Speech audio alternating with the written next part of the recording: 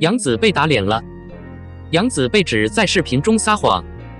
杨紫和刘雪怡的绯闻越演越烈，本来随着当事人的反应，事情已经差不多过去了，但不是杨紫粉丝不断招黑，先指自己的偶像挡枪还有人，还攻击艺人各种私信和留言恐吓，说视频经过剪辑，是艺人抹黑造谣，最后艺人自己也受不了，直接放出未删减无水印版视频，重创粉丝的脸。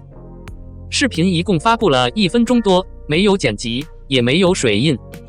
视频中，刘雪怡拿着一块蛋糕递给杨紫，她先是愣了一下，然后张嘴咬了一口，然后刘雪怡收回手臂，将杨紫吃过的蛋糕送到了自己的嘴里。从影片中就更明显的看出，杨紫的下巴张得那么大，说她只是闻了闻也很难说得过去。男女单身，认识10年的好朋友，在私人聚会上喂个蛋糕，也不是什么大不了的事。两人也是恩爱有加，虽然进出住处总是被曝光，但双方也都处于不回应也不否认的态度。张雨绮的小号只关心刘雪怡，所以男方喂饼这件事看起来有点争议，然后两个人的反应算是虚假澄清。杨紫一边说那天是男的生日，一群人一起过生日，蛋糕对方自己吃，没一起吃，说男递过来时问他的味道有没有蛋糕难吃，他说是的，没喂他。该公司随后还发布了聊天截图，称该男子当天没有过夜。男人那边说蛋糕没喂，说蛋糕那么大，我一个人一口就吃完了。不过两人回应，网友并不买账。网友们在梳理情况时，发现杨紫被卷入了虚假澄清中。张小涵爆料两人的夜生活是6月15日，刘雪怡凌晨2点还没从杨紫家出来。而在杨紫的澄清中，双方朋友聚会是6月5日，阳光聊天记录是6月6日重播，2次时差10天左右，也引发网友猜测，可能1个月多聚集了这么多次，导致太多次无法记住，揭示了怀疑点。当然，杨紫的粉丝们并不承认这些漏洞，只相信姐姐说的是实话。针对这一失误，他们一直用6月5日横店下雨，6月15日多云的天气来证明张小涵为了造谣而混淆了时间线。公司一直在攻击张小涵，涉及人肉、恐吓、言语暴力、轰炸号码等等，让张小涵忍不住在群里吐槽，艺人自己已经告一段落了，但粉丝却是还在搅局。对于网暴曾主动找杨紫涉嫌恐吓等事情，张小涵也直言，如果有艺人可以直接派出所报案敲诈勒索，如果没有，那一定是假的。还有网友也扒出了一些细节，比如两人都发了同一个娃娃和狗等等。我只能说，我希望球迷们能停下来。本来也没什么大不了的，但现在却引起了网友们的反感，而且艺人放出了一段未经剪辑、无水印的视频，简直是火上浇油。02网络传闻肖兆刚疑似恋爱，肖兆刚当事人立即出面澄清，称目前仍单身。恋爱的传闻已经传遍了全世界，但从来没有任何实际证据。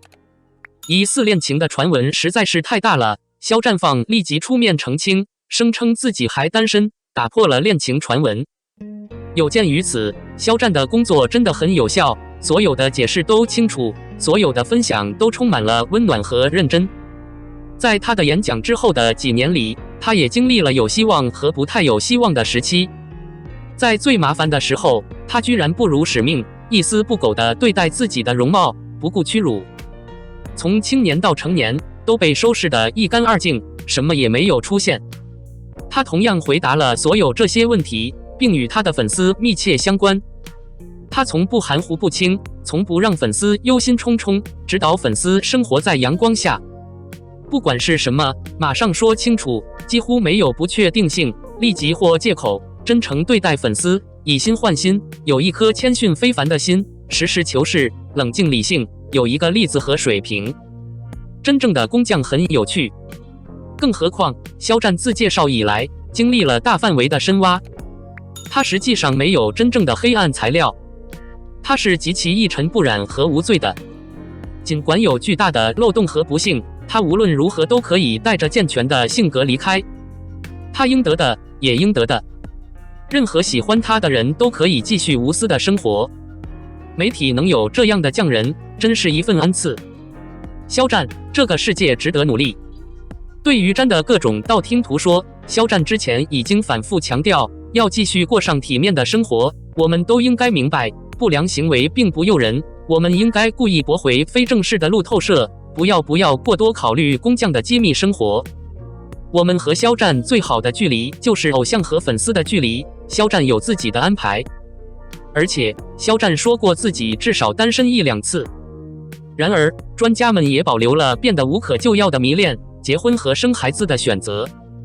除了舞台上成千上万的人的考虑之外，在起死回生之后，他们同样是标准的人。所以，不管肖战什么时候迷恋，我们都得帮他一把。与其一直讨论肖战的感情尴尬，不如我们期待肖战的新剧《玉骨遥》和《梦中的海》。玉骨遥永不褪色的容颜，以及幻境中的沧海一粟，都是我们不可误判的。旁观者还可以观看美女的过往剧集《斗罗大陆郎殿下》《陈情令》等等。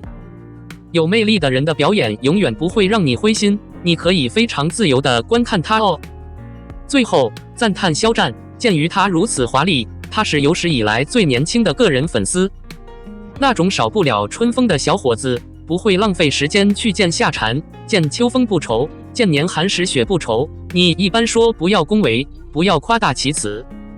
无论如何，你根本不知道自己有多伟大，而每一个喜欢你的人都意识到，他们不会对你的每一个表扬都吝啬。我有一瓶酒，足以抚慰微风。宇宙浩瀚无垠，问少年的未来。声音响起，良辰，他为什么强调一个人便1000次出场，做好了做生意的准备？期待肖战的后半生，如果不是太麻烦，多多指点肖战和顾威成梦。你是记录每一座山峰的人，你是凝视群星壮丽的人，你是泛黄的书页，你是山水归来的地方，铁马是你，冰川群是你。你喜欢肖战吗？欢迎在备注区留言。03冰与火空降热搜，音乐性快到火爆程度，王一博和陈晓演技差距不言而喻。王一博和陈晓主演的《冰与火空降了》，虽然是在网络上流传，但由于主演是因《梦华录》而一举成名的陈晓和《陈情令》，王一博的名气大了，特别是因为他是无数人热衷的要味题材，所以《冰与烈火》一开播就火了几下。剧情从凶杀案开始，王一博饰演的刑警陈宇在2处作案地点追查到一块面相相似的玉石，这块玉石有与自己的非凡联系。经过一番辩证和调查，他终于明白了玉的开始。之后，他还遇到了自己之前的搭档吴振峰。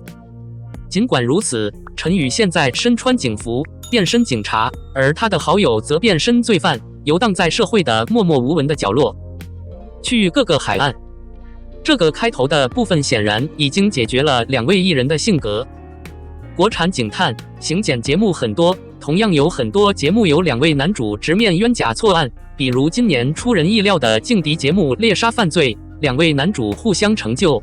不过像《冰与烈火》这样从开播就对立面的剧少之又少，对比和冲突感很强，而且2位男主中的一个就是犯罪设定，这也为这部剧带来了一丝触动。新奇的味道。王一博饰演的陈宇颠覆了以往的角色，他只是出现在舞台上，眼神凝重。在该剧的设定上，他是难得的天才。从警校毕业后，他加入了缉毒队。他去报警时发生意外，导致他的首领受伤致残，只能退居2线。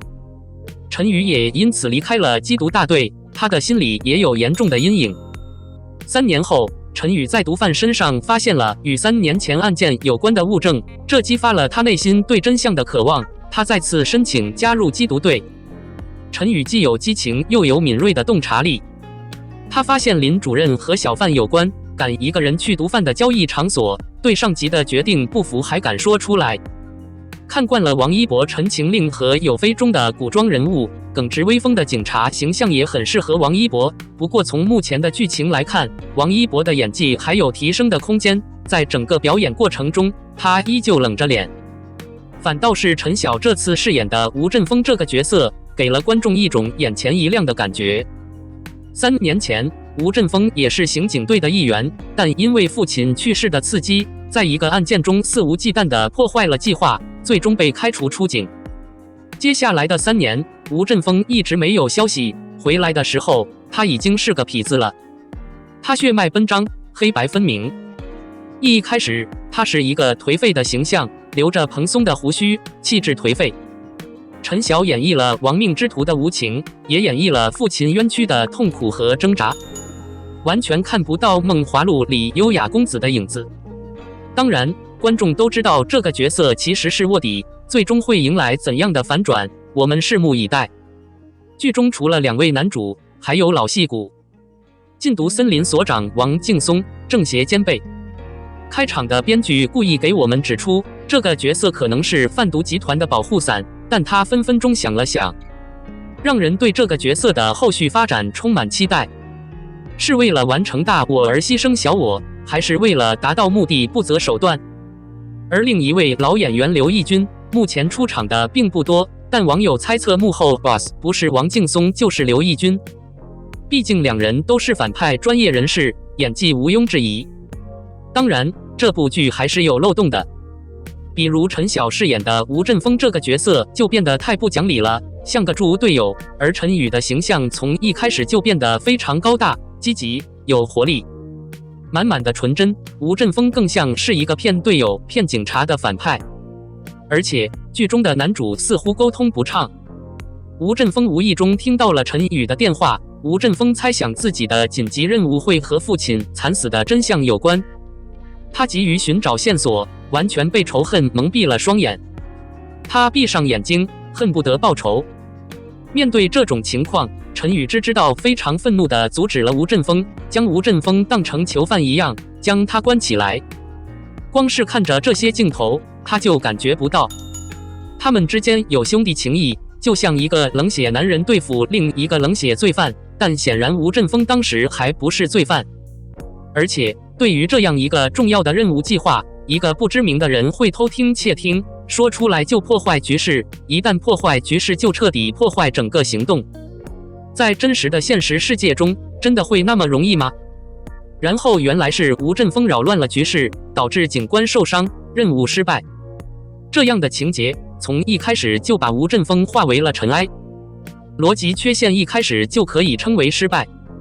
除了以上的小瑕疵，从目前《冰与与烈火》的剧情来看，整体节奏是快速和悬念无处不在，也让观众不禁好奇，吴镇峰是如何发展成为警察卧底的，陈宇是如何一步步查明真相的，幕后大 boss 又是谁？如此多的悬念，激起了观众追剧的欲望。总的来说，这部作品有不错的阵容和团队，看来所有成员的演技都不夸张也不好玩。在这个夏季，他可能会成为一匹强大的黑马，期待他的后续表现。